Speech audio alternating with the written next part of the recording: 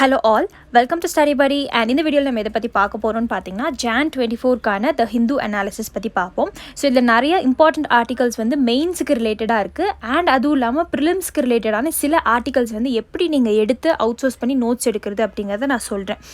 So அதுக்கு முன்னாடி previous year UPSC கொஷின்ஸும் வந்து நான் அங்கங்கே பார்ப்போம். ஸோ இந்த கரண்ட் அஃபேர்ஸ் கோர்ஸில் உங்களுக்கு ஜாயின் பண்ணணும் அப்படின்னா மந்த்லி வெறும் ₹100 தான். ஸோ டெய்லி வந்து வீடியோ ஃபார்மேட்டில் உங்களுக்கு வந்து வீடியோஸ் வந்து சேர்ந்துடும், சரிங்களா? ஸோ இந்த மாதிரி தமிழில் மேக் பண்ணி ப்ரிலிம்ஸ் பர்ஸ்பெக்டாகவும் மெயின்ஸ் பர்ஸ்பெக்டாகவும் ப்ரீவியஸ் இயர் UPSC கொஷின்ஸையும் வந்து நம்ம டீகோட் பண்ணி எடுப்போம். ஸோ இந்த கோர்ஸில் உங்களுக்கு ஜாயின் பண்ணணும் அப்படின்னா வந்து நீங்கள் கீழே டெஸ்கிரிப்ஷன் பாக்ஸில் வாட்ஸ்அப் அண்ட் டெலிகிராம் நம்பர் கொடுத்துருக்கேன், அதுக்கு மெசேஜ் பண்ணி கேளுங்க. அது இல்லாமல் டெலிகிராம் லிங்க்லேயும் ஜாயின் பண்ணிக்கோங்க. ஏன்னா ரெகுலர் அப்டேட்ஸ் வந்து அதில் தான் போடுவேன். டெய்லி கொஷின்ஸ் ஃபார் ப்ராக்டிஸ் வந்து அதில் இருக்கும். ஸோ நீங்கள் பார்த்து அதை ஒரு நோட்ஸ் எடுத்து வச்சுக்கலாம். மெயின்ஸ் கொஷின்ஸும் வந்து நான் சென்ட் பண்ணுவேன் and daily the word of the டேவும் வந்து டெலிகிராமில் வந்து சென்ட் பண்ணுவேன். அதை வச்சு நீங்கள் உங்களோட மெயின்ஸ்க்கு அந்த வேர்ட்ஸ் எல்லாம் யூஸ் பண்ணலாம். ஸோ மோஸ்ட்டாக பார்த்தீங்கன்னா எத்திக்ஸ்லாம் வந்து நிறைய வேர்ட்ஸை டீகோட் பண்ணி நீங்கள் எழுதுகிற மாதிரி இருக்கும். ஸோ அந்த வேர்ட்ஸோட மீனிங்ஸ் ஃபர்ஸ்ட் வந்து உங்களுக்கு தெரிஞ்சிருக்கணும். ஸோ அந்த மாதிரி வேர்ட்ஸ் எல்லாம் எல்லாமே டீகோட் பண்ணி உங்களுக்கு நான் வந்து டெலிகிராம் குரூப்பில் சென்ட் பண்ணுவேன். ஸோ அந்த லிங்க்கில் ஜாயின் பண்ணிக்கோங்க. கீழே ப்ரெஸ் பண்ணிங்கன்னா இட் வில் டைரக்ட்.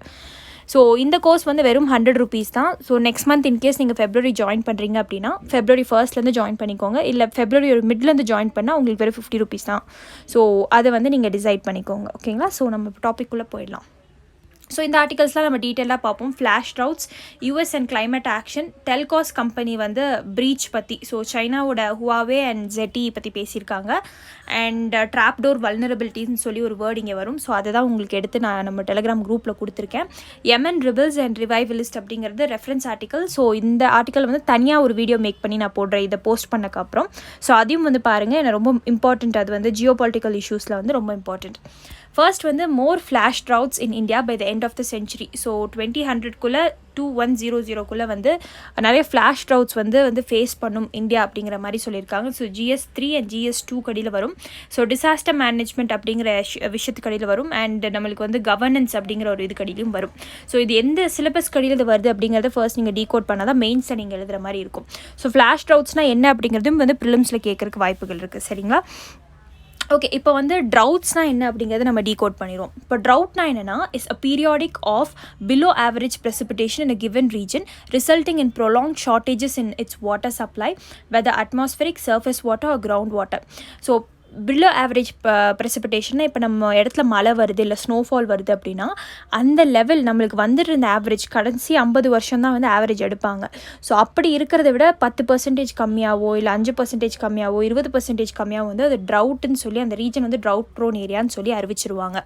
ஸோ ரொம்ப ப்ரொலாங்டு வாட்டர் ஷார்ட்டேஜ் வந்து இருக்குது, தண்ணி வந்து பற்றாக்குறையாக இருக்குது, அட்மாஸ்ஃபரிக் வெதர் கண்டிஷன்ஸ் ட்ரையாக இருக்கும், சர்ஃபேஸ் வாட்டர் வந்து கம்மியாயிரும், இல்லை கிரவுண்ட் வாட்டர் வந்து கம்மியாக போயிடும். அதுதான் ட்ரவுட்டுன்னு சொல்லுவாங்க. ட்ரவுட் வந்து ஒரு recurrent feature of climate and occurs in all climatic regimes. So நீங்கள் ட்ராபிக்கல் ஏரியாவாக எடுத்துக்கிட்டோம் இல்லை நீங்கள் வந்து ஒரு டெசர்ட் ஏரியாவாக எடுத்துக்கோங்க, எந்த இடத்துலையுமே வந்து உங்களோட ஆவரேஜ்லேருந்து தண்ணி லெவல் கம்மியாயிடுச்சு அப்படின்னாவே அது ட்ரவுட்டுன்னு சொல்லுவாங்க. ஸோ ட்ரவுட் வந்து ஒரு temporary aberration unlike aridity which is a permanent feature of climate. So கிளைமேட்டில் வந்து aridity அப்படிங்கிற ஒரு ஃபீச்சர் இருக்குது. ஸோ எந்த மாய்ஸ்சர் கண்டென்ட், ஏரில் இருக்கிற அந்த மாய்ஸ்சர் கண்டென்ட் இதெல்லாம் வந்து பெர்மனெண்ட் ஃபீச்சர். பட் ட்ரவுட் அப்படிங்கிறது ஒரு டெம்பரரி, நீங்கள் நினச்சிங்கன்னா அதை மாற்றிடலாம் அப்படிங்கிறாங்க. ஸோ ஃப்ளாஷ் ட்ரவுட்ஸ்னால் என்ன அப்படிங்கிறது இங்கே சொல்லியிருக்காங்க. Those that occur very quickly with soil moisture depleting rapidly. ரொம்ப சீக்கிரம் வரத ஃப்ளாஷ் ட்ரவுட். சாயில் மாய்ஸ்சர் உங்களோட சாயிலில் இருக்கிற மண்ணில் இருக்கிற அந்த தன்மை வந்து ரொம்ப குறைஞ்சிரும் ரேப்பிடாக. Normally developing drought conditions take months but these happen within a week or in 2 weeks at a time. So நார்மலாக பார்த்தீங்கன்னா இந்த ட்ரவுட்ஸே வந்து இட் வில் டேக் மந்த்ஸ், ரொம்ப மாதங்களாக 8 மாதம் 9 மாதம் அப்படின்னு. இதெல்லாம் பார்த்தீங்கன்னா 2 weeks 3 weeks டைம்ஸ்லேயே வந்து உங்களுக்கு வந்து இந்த ஃப்ளாஷ் ட்ரவுட்ஸ் அக்கர் ஆயிரும். Several factors including atmospheric anomalies, anthropogenic green house gas emission play an important role. இதெல்லாம் என்னென்னு நம்ம பார்ப்போம். ட்ரவுட்ஸ் காஸ் பண்ணுற ரீசன்ஸ் எல்லாம் நம்ம பார்ப்போம்.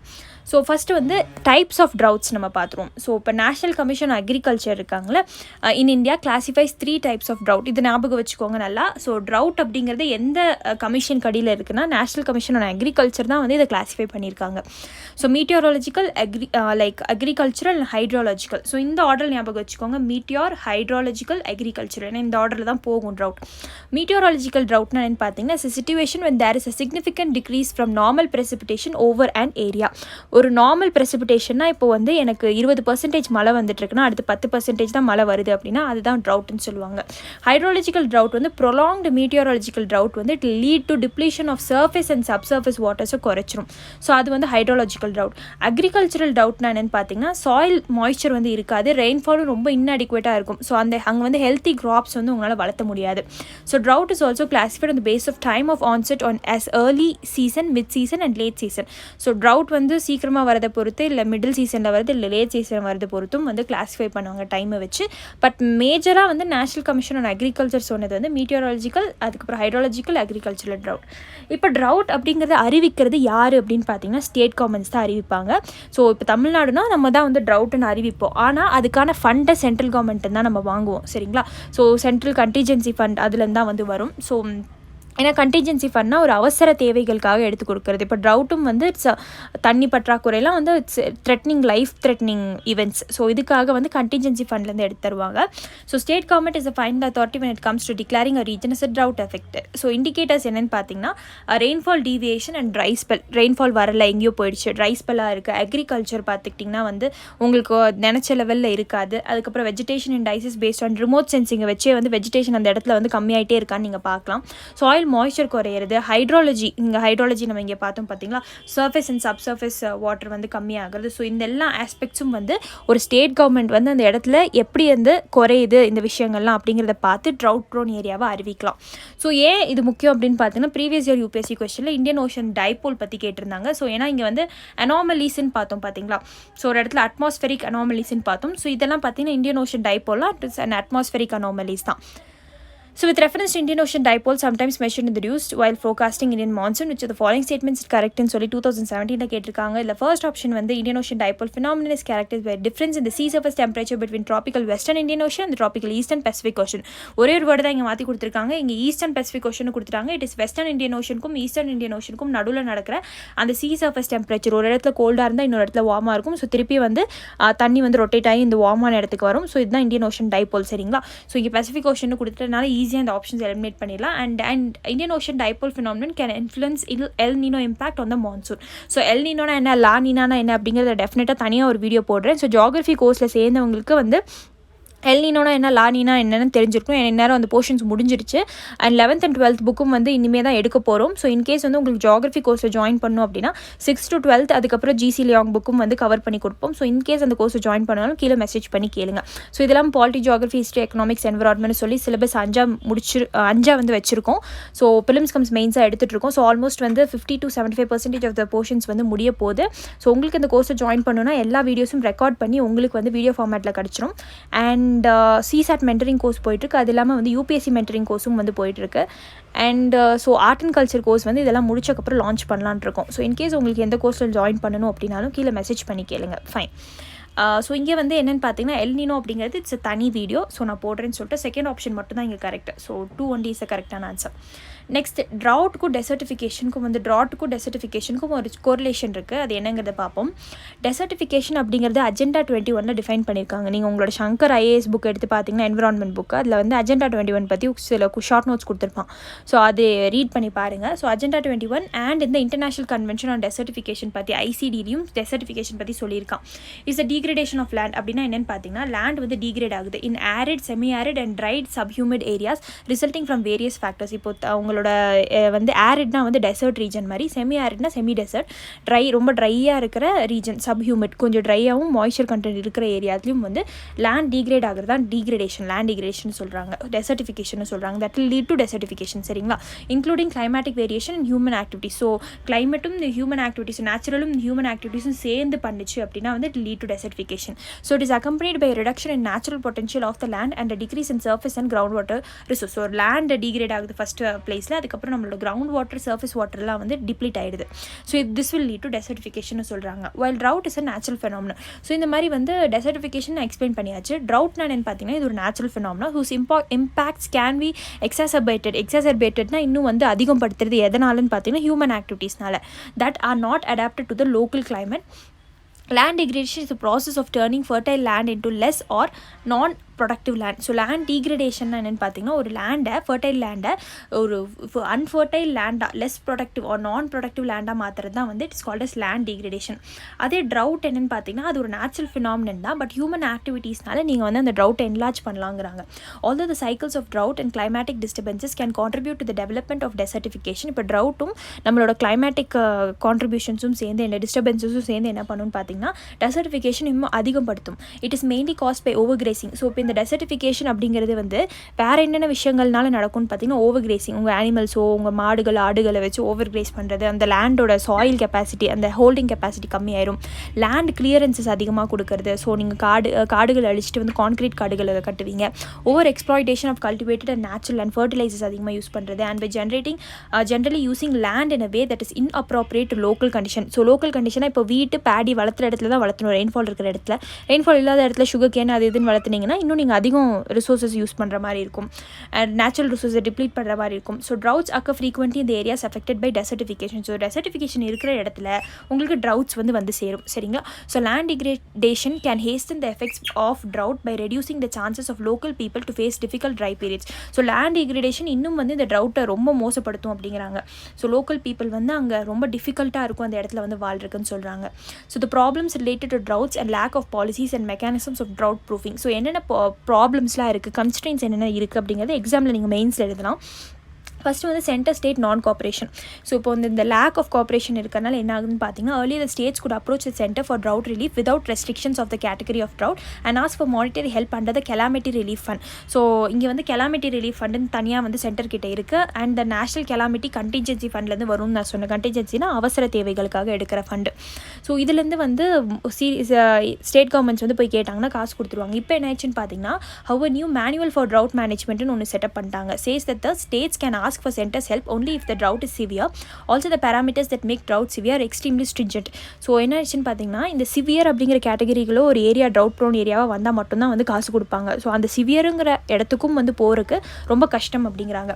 ஸோ இதனால் ஒரு சென்டர் ஸ்டேட் நான் கோஆப்ரேஷன் இருக்குது. அடுத்ததுக்கப்புறம் வந்து chronic level of investment in storage systems, greater urbanisation. So என்ன ஆயிடுச்சுன்னு பார்த்தீங்கன்னா இன்வெஸ்ட்மெண்ட் பண்ணுறது ஒழுங்காக இன்வெஸ்ட்மெண்ட் பண்ணுறதில்ல, அர்பனைசேஷன் அதிகமாகுது, லார்ஜ் ஸ்கேல் டீஃபாரஸ்டேஷன் நடக்குது. அப்புறம் வந்து வாட்டர் பாடிஸ் வந்து டிப்ளீட் ஆகுது, லைக் பாண்ட்ஸு. அதுக்கப்புறம் வந்து நீங்கள் லேக்ஸ்லாம் எடுத்துட்டிங்கன்னா அதோட லெவல் கம்மியாகுது.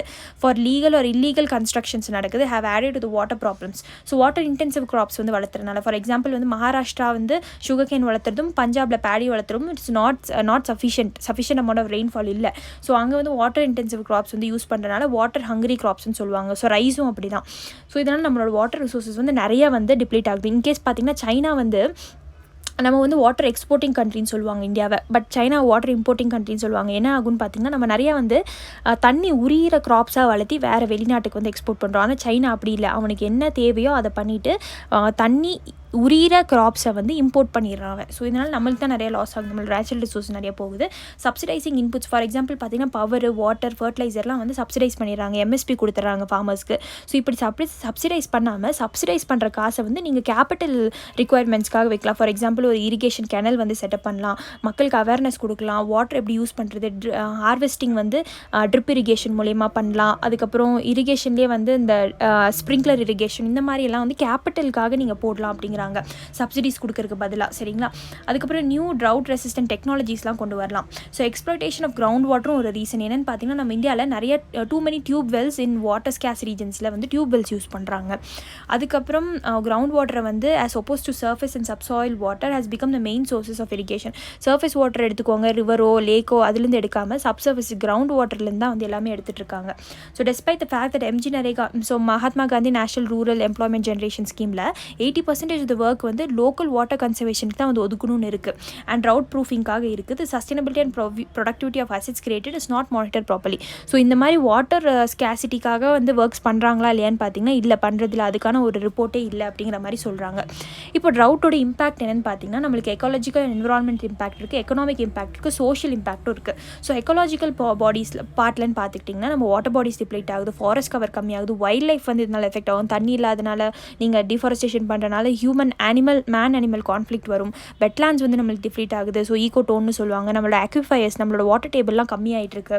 எக்கனாமிக் இம்பாக்ட்னு பார்த்தீங்கன்னா அக்ரிகல்ச்சர், நம்ம இந்தியாவில் 2/3 ஆஃப் த மக்கள் வந்து அக்ரிகல்ச்சர் டிபெண்ட் ஆகி தான் இருக்காங்க. ஸோ இந்த நம்ம வாட்டர் இப்படி டிப்ளீட் பண்ணுறது கரெக்ட் கிடையாது. அண்ட் இண்டஸ்ட்ரீஸ் டிபெண்ட் ஆன் அக்ரிகல்ச்சரும் எஃபெக்ட் ஆகுதுனால அண்ட் ஹைட்ரோ எலக்ட்ரிசிட்டி பாதிக்கப்படும். ஏன்னா வாட்டர் நம்ம டிப்ளீட் பண்ணிகிட்டே இருந்தோம்னா நம்மளுக்கு அதுலேருந்து ஹைட்ரோ எலக்ட்ரிசிட்டி அப்படிங்கிற ஒரு ரெனியூபிள் ரிசோர்ஸே நம்மளுக்கு இல்லாமல் போயிடும்.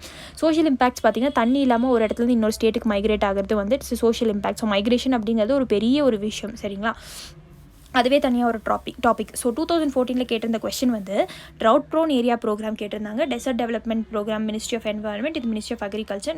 National watershed development project for rainfed ஏரியாஸ்னு கொடுத்துருக்காங்க. இது மினிஸ்ட்ரி ஆஃப் ரூரல் டெவலப்மெண்ட் கொடுத்துருக்காங்க. இதில் எந்த ஆன்சர் கரெக்ட்னு கேட்குறாங்க. பாஸ் பண்ணி கெஸ் பண்ணிக்கோங்க.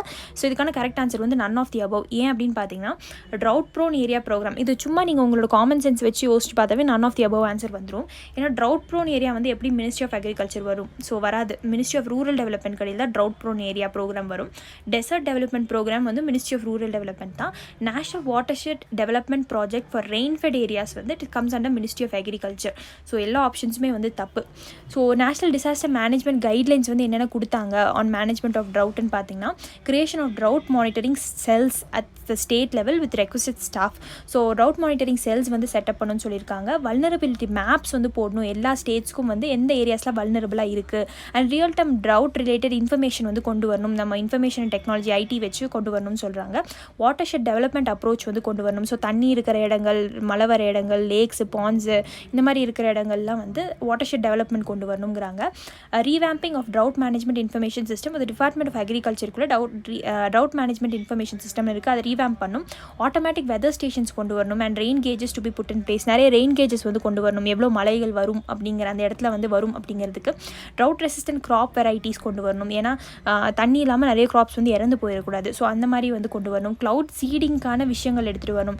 ஏன்னா வந்து மழை வந்து நேச்சுரலாக வரலன்னா ஆட்டோமேட்டிக்காக க்ளவுட் சீடிங் டெக்னிக்ஸ் கொண்டு வரணும். ஸோ க்ளவுட் சீடிங் அப்படிங்கிறது வந்து இன்னும் அதுக்கான பாலிசியை ஃபார்முலேட் பண்ணலை. ஸோ நிறைய ஸ்டேட்ஸ் தான் வந்து அதை டெவலப் பண்ணுறாங்க தவிர சென்ட்ரல் லெவலில் க்ளவுட் சீடிங் பாலிசி கிடையாது.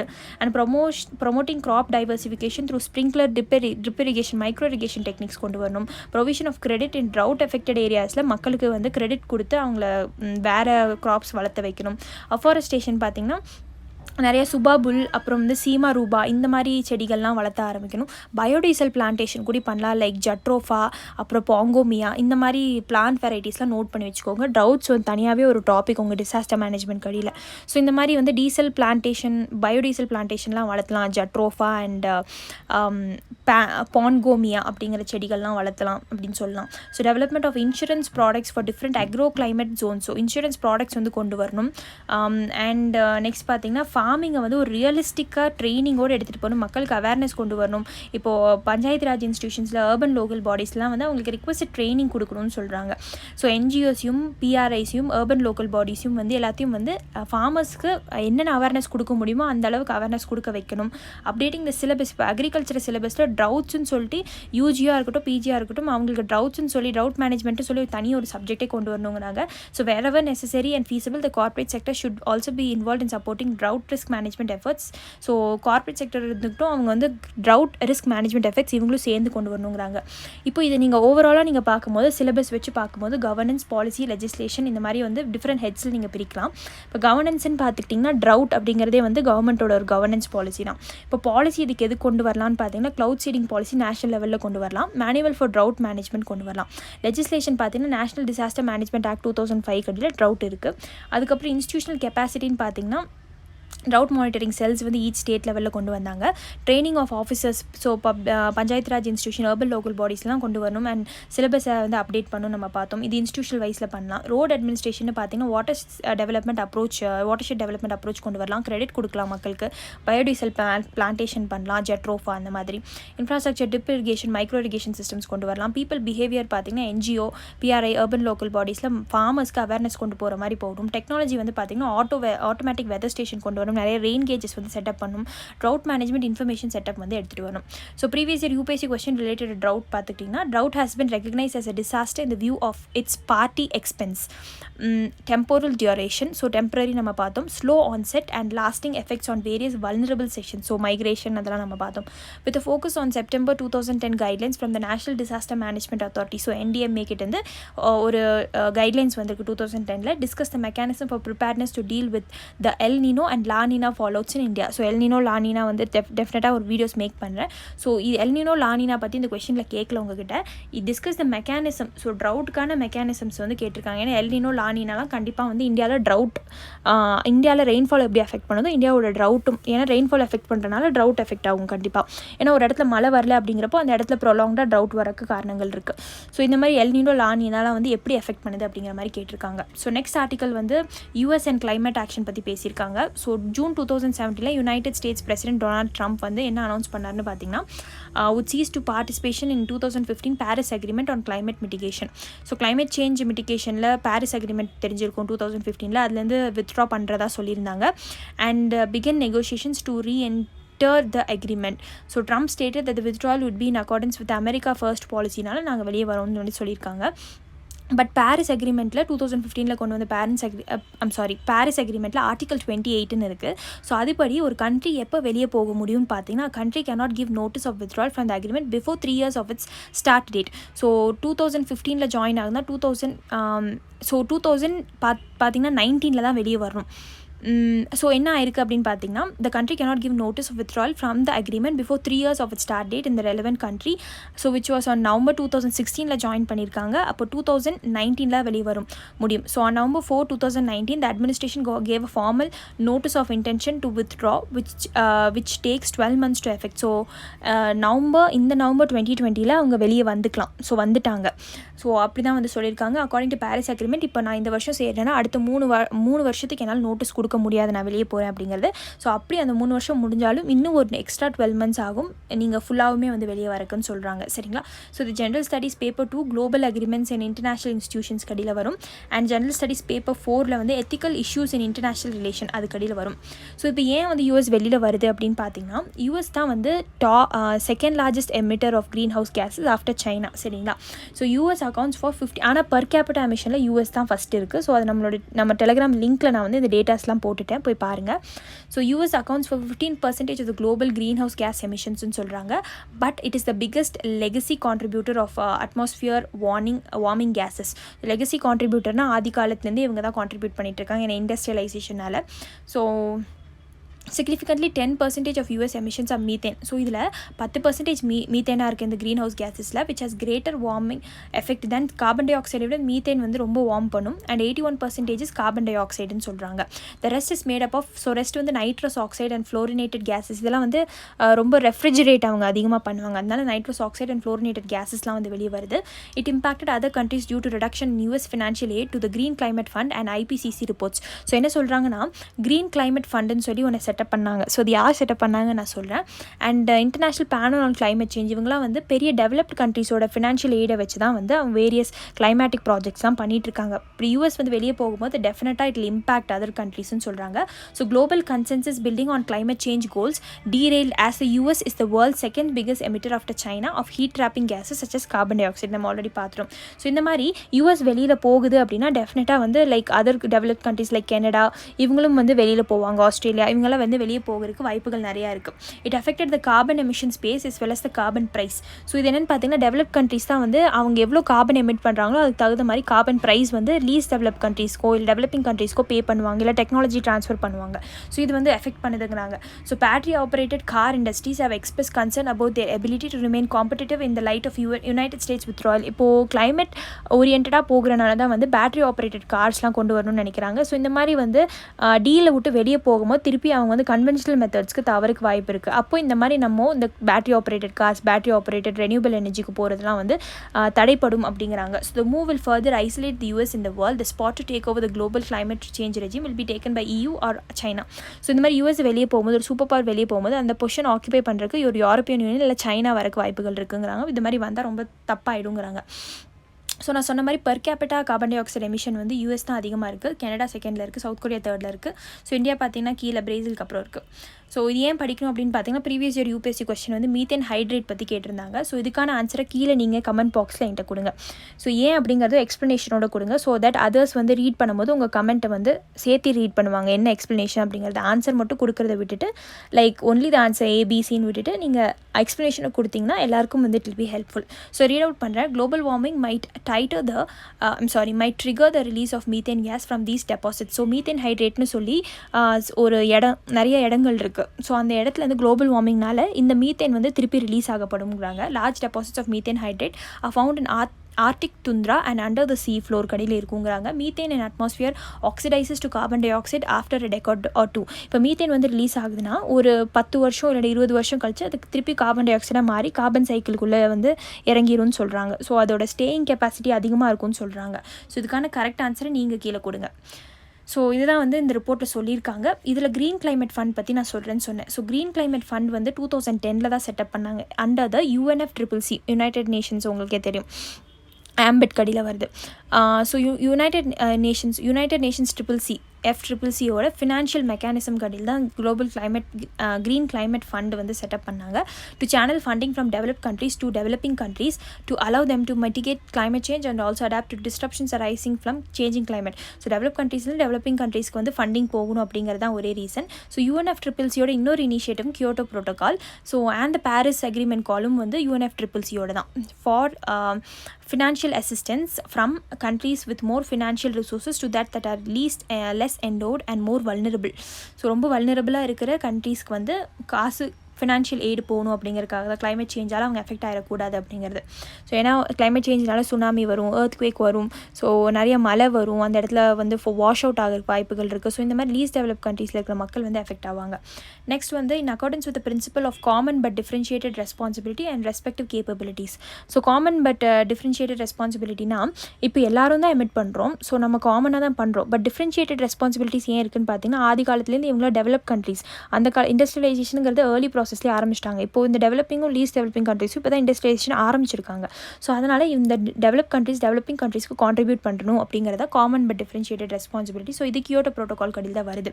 ஸோ எனக்கு கியோட்டோ ப்ரோட்டோகால் வந்து க்ரீன் ஹவுஸ் கேஸ் எமிஷனுக்காக வந்து தயாரித்த ஒரு விஷயம் protocol. So through the Cancun Agreement in 2010, developed countries committed to a goal of mobilizing jointly USD, இது previous year UPSC question, 100 billion per year by 2020 to address the needs of developing countries. So 2020 முடியறதுக்குள்ள வந்து 100 billion வந்து USD டாலர்ஸ்குள்ளே சேர்த்து வச்சணும், இந்த developing கண்ட்ரீஸ்லேருந்து வாங்கி எல்லாம் சேர்த்து வைக்கணும் அப்படிங்கிறது தான் கேன்கன் அக்ரிமெண்ட் கடியில் பேசியிருந்தாங்க. சரிங்களா? So the Green Climate Fund was established in Cancun Agreement and designated it as an operating entity of the financial mechanism. So இது வந்து கேன்கன் அக்ரிமெண்ட் கடியில் க்ரீன் கிளைமேட் ஃபண்ட் வந்து கொண்டு வந்ததாக பேச்சு. ஸோ க்ரீன் கிளைமேட் ஃபண்ட் பற்றியும் 2015 கேட்டுட்டாங்க. ஏன்னா 2015 தான் பாரிஸ் அக்ரிமெண்ட் வந்து லான்ச் பண்ணியிருந்தாங்க. ஸோ அந்த வருஷமே கேட்டாங்க. So it is intended to assist the developing countries in adaptation and mitigation practices to counter climate change. இது உங்களுக்கே தெரியும் கேன்கன் அக்ரிமெண்ட்டில் கொண்டு வந்ததுன்னு. So it is founded under the aegis of UNEP, OECD, ADB, world பேங்க்னு சொல்லியிருக்காங்க. So இது தப்புன்னு உங்களுக்கே தெரியும். UNFCCC கடியில் தான் வந்து க்ரீன் கிளைமேட் ஃபண்டே ஆப்ரேட் ஆகுது. So it was founded by UNFCCC. So one only is the correct answer. சரிங்களா? ஸோ நெக்ஸ்ட் வந்து இதுவும் வந்து ப்ரீவியஸ் இயர் UPSC கொஸ்டின் 2019 கேட்டிருந்தாங்க. ஸோ Annex 1 கண்ட்ரீஸ் வந்து Cartagena protocol, certified emission reduction வந்து Nagoya protocol, clean development mechanism Kyoto ப்ரோட்டோகால்னு பார்த்தோம். So இதில் option 3 only is the correct answer. ஏன் அப்படின்னு பார்த்தீங்கன்னா எல்லாமே it is related Kyoto protocol. So Kyoto ப்ரோட்டோகாலில் வந்து க்ரீன் ஹவுஸ் கேஸ் எமிஷன்ஸ் கம்மி பண்ணணும். ஸோ கண்ட்ரீஸை வந்து Annex 1, Annex 2, Annex 3 பிரிச்சிருக்காங்க. ஸோ Annex 1 வந்து டெவலப் கண்ட்ரீஸ்னு சொல்லுவாங்க, Annex 2 வந்து developing and Annex 3 least develop கண்ட்ரீஸ்னு போட்டிருப்பாங்க. சர்டிஃபைட் எமிஷன் ரிடக்ஷன்ஸும் கியோட்டோ ப்ரோட்டோகாலை நம்ம பார்த்தோம் இல்லையா, அந்த எமிஷன்ஸ் எவ்வளோ ரிலீஸ் பண்ணுறாங்க அப்படிங்கிறது. அண்ட் க்ளீன் டெவலப்மெண்ட் மெக்கானிசமும் வந்து இட் இஸ் கியோட்டோ ப்ரோட்டோகால் தான். ஸோ நகோயா ப்ரோட்டோகாலும் கார்டேஜினா ப்ரோட்டோகாலும் எதுக்கு சம்மந்தமானது அப்படிங்கிறத நீங்கள் கமெண்ட் பாக்ஸில் கொடுங்க கீழே. இது சங்கர் ஐஎஸ் புக் எடுத்து பார்த்தீங்கன்னா அது தனி டாப்பிக்காக கொடுத்துருப்பாங்க. ஸோ 3 ஒன்லி இஸ் த கரெக்டான ஆன்சர். ஸோ இதான் அந்த ஆர்டிக்கலில் பேசியிருக்காங்க. நெக்ஸ்ட் வந்து telcos seek clarity on onus of security breach post NST roll out. So national security directive பற்றி பேசியிருக்காங்க. இங்கே என்ன அப்படின்னு பார்த்தீங்கன்னா ட்ரஸ்டட் அண்ட் சர்டிஃபைட் சோர்ஸஸ் பற்றி இங்கே பேசியிருக்காங்க. இன்னொரு விஷயம் என்னென்னு பார்த்தீங்கன்னா ட்ராப்டோர் வல்னரபிலிட்டிஸ்னு ஒன்று இருக்குது. இப்போ சைனா வந்து பார்த்திங்கன்னா அவங்களோட நிறையா வந்து டெலிகாம் ப்ராடக்ட்ஸை இந்தியாவுக்கு எக்ஸ்போர்ட் பண்ணுவாங்க. அப்போது அதை வச்சு டேப் பண்ணி நிறைய இந்தியாவோட செக்யூரிட்டி இஷ்யூஸ்லாம் வந்து எடுத்துருவாங்க. ஸோ அது மூலயமா நமக்கு ஸ்பைவேர் மால்வேர் அட்டாக்லாம் வரும். ஸோ சைனாவோட கம்பெனிஸ் பார்த்திங்கன்னா ஹுவாவே அண்ட் ZTE, ஸோ இவங்கள தான் வந்து US வந்து பேன் பண்ணியிருக்காங்க. US and various European countries வந்து செக்யூரிட்டி ப்ரீச் பண்ணுறாங்க அப்படிங்கிறதுக்காக பேன் பண்ணியிருக்காங்க. ஸோ நம்மளும் இந்தியா என்ன பண்ணியிருக்கோம்னு பார்த்தீங்கன்னா டெலிகாம் சர்வீசஸ் வந்து இந்த மாதிரி நம்ம அவங்ககிட்ட இம்போர்ட் பண்ணுற ப்ராடக்ட்ஸ் வச்சு ஸ்பைவேர் மால்வேருக்கு வந்து ப்ரோன் அப்படிங்கிற மாதிரி சொல்லியிருக்காங்க. இப்போ நேஷனல் செக்யூரிட்டி டைரக்டிவ் பற்றி இந்த ஆர்டிக்கலில் பேசியிருக்காங்க NST அப்படிங்கிறது. ஸோ அதோட ரோல் அவுட் என்ன, அதோட ரோல் என்ன அப்படிங்கிறத பார்ப்போம். So the new national security directive on telecommunication sector was established by the cabinet committee on security in 2020 December. So 2020 டிசம்பர் ரீசெண்டாக தான் இப்போ NST வந்து கிரியேட் பண்ணாங்க. யார் அப்படின்னு பார்த்தீங்கன்னா cabinet committee on security. So this move came after the centre asked all the telecom operators to undertake and information security audit of their networks. So வந்து அவங்களோட நெட்வொர்க்ஸை வச்சு ஸோ இவங்க நெட்வொர்க்குள்ளே ஒரு இன்ஃபர்மேஷன் செக்யூரிட்டி ஆடிட் வந்து பண்ண சொல்லியிருக்காங்க. The objective was to specifically check for any backdoor or trapdoor vulnerabilities வந்து check பண்ணுங்க இருக்காங்க. ஸோ சைனாவில் இருக்க ஹுவாவே ZTE எல்லாம் வந்து நம்மளோட இன்ஃபர்மேஷன் டேப் பண்ணி எடுக்கக்கூடாது அப்படிங்கிறதுக்காக தான் இந்த இன்ஃபர்மேஷன் செக்யூரிட்டி ஆடிட். ஸோ இந்த NSTயோட மெயின் ப்ரொவிஷன்ஸ் என்னென்னு பார்த்தீங்கன்னா AIIMS to classify telecom products. இப்போ நம்ம இம்போர்ட் பண்ணுற ப்ராடக்ட்ஸை வந்து ட்ரஸ்டட் நான் ட்ரஸ்டட் கேட்டகரிஸாக பிரிப்பாங்க. So decision would be based on the approval of the National Security Committee. So இவங்க ட்ரஸ்டட் இவங்களா நான் ட்ரஸ்டட்னு யார் சொல்லுவாங்கன்னு பார்த்தீங்கன்னா நேஷனல் செக்யூரிட்டி கமிட்டி ஒன்று செட்டப் பண்ணியிருக்காங்க. ஸோ இந்த கமிட்டி வந்து யார் ஹெட் பண்ணுறாங்கன்னு பார்த்தீங்கன்னா deputy national security adviser NSA தான் வந்து ஹெட் பண்ணுறாரு. So the national cyber security coordinator will be the designated authority and will devise the methodology to designate trusted products. இப்போ ட்ரஸ்டட் கம்பெனி கேட்டகரிஸில் இருக்கிற ட்ரஸ்டட் ப்ராடக்ட்ஸ் வந்து யார் வந்து டெசிக்னேட் பண்ணுவாங்கன்னு பார்த்தீங்கன்னா நேஷனல் சைபர் செக்யூரிட்டி கோஆர்டினேட்டர் தான் வந்து ஹெட் பண்ணுவார் அது. So the telecom service providers would be allowed to purchase equipment only from the trusted கேட்டகரியில் இருக்கிற சோர்ஸஸில் இருக்கிற விஷயங்களை மட்டும் ப்ராடக்ட்ஸை மட்டும்தான் வந்து இந்தியாவுக்குள்ளே இம்போர்ட் பண்ண முடியும். சரிங்களா? ஸோ இந்த ஆர்டிக்கல் நான் தனியாக எடுக்கிறேன். MNs ரிபல்ஸ் அண்ட் ரிவைவலிஸ்ட்னு சொல்லி ஆர்டிக்கல் இருக்குது, அதை நான் தனியாக உங்களுக்கு எடுக்கிறேன். ஸோ நேற்று கேட்ட இந்த கொஸ்டின் வந்து பார்த்தீங்கன்னா சென்சஸ். ஸோ சென்சஸ் வந்து உங்களுக்கு 10 வருஷத்துக்கு ஒரு தடவை தான் எடுப்பாங்கன்னு உங்களுக்கே தெரியும். ஸோ ஆப்ஷன் 1 வந்து ரூல் அவுட் பண்ணிடலாம். செகண்ட் வந்து சென்சஸ் யார் கண்டக்ட் பண்ணுறான்னு பார்த்தீங்கன்னா ஆஃபீஸ் ஆஃப் ரெஜிஸ்டர் ஜெனரலும் சென்சஸ் கமிஷனர் தான் கண்டக்ட் பண்ணுறாங்க. So it is conducted under the guidance of ministry of home அஃபேர்ஸை வச்சு தான் பண்ணுறாங்க. ஸோ இன்னைக்கு கொஸ்டின் வந்து drought is a natural phenomenon சொல்லியிருக்காங்க. So atmospheric disturbances in the middle latitude region over the North Atlantic Ocean can influence onset of drought in India. So North Atlantic ஓஷனில் நடக்கிற சில விஷயங்கள் வந்து இந்தியாவில் இன்ஃப்ளூயன்ஸ் பண்ணுமா அப்படிங்கிற மாதிரி கேட்டிருக்காங்க. அண்ட் அங்கே நடக்கிற அட்மாஸ்பியரிக் டிஸ்டர்பன்சஸ்லாம். So droughts are declared by central ministry of rural development. So drought யார் டிக்ளேர் பண்ணுவான்னு நான் உங்கள்கிட்ட சொல்லிட்டேன். ஸோ அந்த ஆப்ஷன் என்ன அப்படிங்கிறத கரெக்டாக கெஸ் பண்ணி கீழே வந்து கமெண்ட் பண்ணுங்கள். ஸோ நெக்ஸ்ட் ஆர்டிக்கல் வந்து அந்த எமனோட என்ன வார் விதின் அ வார் இந்த ஆர்டிக்கலில் டீல் பண்ண போகிறோம். ஸோ இது தனியாக வந்து ரொம்ப இம்பார்ட்டன்ட் அப்படிங்கிறனால தனியாக ஒரு வீடியோ மேக் பண்ணி போடுறேன். And that's it guys, thank you for வாட்சிங். ஸோ உங்களுக்கு இந்த கோர்ஸை ஜாயின் பண்ணணும் வெறும் 100 rupees தான். கீழே மெசேஜ் பண்ணி இந்த கோர்ஸை வந்து பர்ச்சேஸ் பண்ணிக்கோங்க. So yeah, thank you.